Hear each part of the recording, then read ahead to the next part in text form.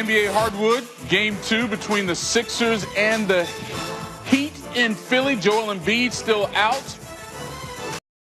Maybe he'll play game 3. Kevin Hart ringing the bell. Dwyane Wade going a little back and forth with Hart. You know, 15th season in the league, and sort of like Dr. Dre back in the day, Wade had to remind some folks who he is. Banners hanging up in the back of his house like trophies. Did y'all think he was going to let his game freeze? Dude, please, you better bow down on both knees. Nowadays, everybody want to talk like they got something to say, but nothing coming out when they move their lips, just a bunch of gibberish. Some of these suckers act like they forgot about D. Wade, and the Sixers were among those group of suckers because D. Wade was giving it to him in the first half. 21 points, 8 of 9 shooting. That's how good he was. Let's go, though, to the fourth quarter because the Sixers, they had to respond, and they had a message from their coach to make it happen. All we need is a few sniffs. We just got to get like 3-4 possessions in a row, and we'll get back in this thing. We need 2-3 stops in a row. Get this building going. All right, so they trail by 11 entering the fourth, and they would respond. Kelly Olynyk turns it over. Sixers push it in transition up ahead to Ben Simmons. All right, energy back in the building. Starting to feel it. Kevin Hart, he's hyped. He's on the sidelines talking trash. More on that in a moment. Less than 6 minutes to go. Off the Justin Winslow miss, Simmons is going to push it in transition. Finds Dario Saric. Layup. Oh, yeah, Philly is feeling it. And Kevin Hart is feeling that, whatever that dance move is. D. Wade, though, he checks back into the game. About 4 minutes to play. And guess what he did? He stripped Sarge there and then gets the outlet for the easy dunk. And watch the stare down after this. Because he's not staring at Allen Iverson, no. He's looking right at Kevin Hart because he was talking all that trash. Here's Wade with Ramona Shelburne after the game. What got into you tonight? Kevin Hart. Kevin Hart, really? Yep. Thank Kevin Hart for that. So D. Wade drops 28, most by any player off the bench in Heat history, looking at Kevin Hart all the way, walking off the floor. Heat win at 113-103, even the series at 1-1. So after the game, more between D. Wade and Kevin Hart. See you in Miami at Dwyane Wade. It's not over. D. Wade, you can't come to Miami. Of course, D. Wade's got the city on lock. And again, he reiterated, never talking trash to the great AI. That's all for Kevin Hart.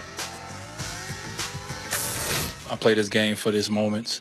And, you know, last night, sitting in your room, trying to think about what you can do, what you can bring, you know, to this group. Those are times that, you know, players that is not playing this game no more, those are moments that they miss. And then to come out and respond. So that feels good. The reason I was brought here is for a game like this. When they cut it to 2, to come back in the game and settle everything. And, you know, so I'm glad I could do that.